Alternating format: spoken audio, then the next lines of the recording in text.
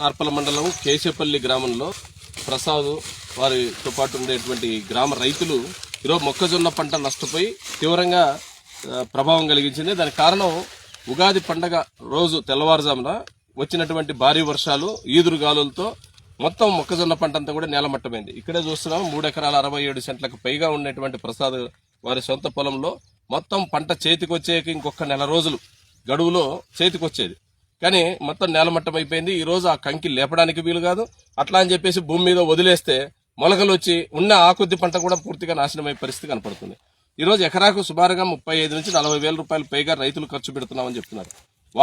వారి కుటుంబం చేసిన శ్రమ కూడా కలుపుకుంటే ఇంకా ఎక్కువ ఖర్చు అవుతుంది. కానీ కనీసం పెట్టిన పెట్టుబడి, అదేవిధంగా కూలీలు, ఇతర ఎరువులు, మందుల ధరలు లెక్కేసినా ఎకరాకు 40 వేలు దాదాపు ఖర్చు వస్తుంది. మరి ఇంత పెద్ద ఖర్చు వస్తున్నప్పుడు పంట అంతా నేలమట్టం అయిపోతే ప్రభుత్వ అధికారులు ఇప్పటి వరకు ఇంకా వచ్చి పంటలను పరిశీలించింది లేదు, నష్టాన్ని అంచనా వేసింది లేదు.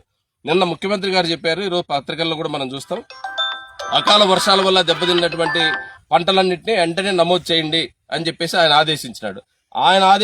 కాబట్టి అచ్చెన్నాయుడు గారు, వ్యవసాయ శాఖ మంత్రి గారు కూడా వెంటనే కింద అధికారులందరూ నమోదు చేయండి నష్టాన్ని అన్నాడు.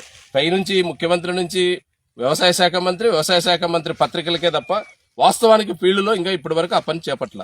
మేము ప్రభుత్వాన్ని అడుగుతున్నా, తక్షణం వచ్చి రైతుల్ని భరోసా ఇవ్వకపోతే పెట్టిన పెట్టుబడి నష్టం, రెండోది రైతు చేసిన అప్పుకు మానసికమైన ధైర్యాన్ని కోల్పోతాడు. ఎందుకంటే ఈ రోజు ఏ రైతు కూడా అప్పుల్లో లేకుండా వ్యవసాయం చేసే పరిస్థితి లేదు.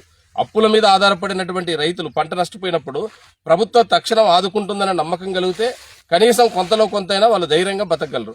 ఆ పరిస్థితి లేకపోతే రైతాంగం మరింత ఎత్తిపోతారు. పండగ రోజు అందరూ పండగ శుభాకాంక్షలు చెప్పుకుంటుంటే రైతులు మాత్రం ఈ రకంగా ఎండిపోయి అల్లాడిపోతున్నారు.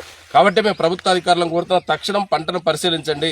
ఒక నార్పల మండలం కేశపల్లి గ్రామంతో పాటు అనేక చుట్టుపక్కల ఉండేటువంటి నార్పల, అదేవిధంగా సింగనమల, బుక్కరాయ సముద్రం, ఈ మండలాల్లో కూడా ఈ పంట నష్టం జరిగింది. ఎక్కడెక్కడ పంట నష్టం జరిగిందో నిష్పక్షపాతంగా, రాజకీయ ఒత్తిళ్లకు లొంగకుండా నిష్పక్షపాతంగా నష్టాన్ని అంచనా వేసి నిజమైన రైతులకు సహాయం చేయాలా. ప్రభుత్వం పెట్టిన పెట్టుబడి సహాయాన్ని రైతులకు ఇవ్వాలని చెప్పేసి మేము ప్రభుత్వాన్ని డిమాండ్ చేస్తున్నాం.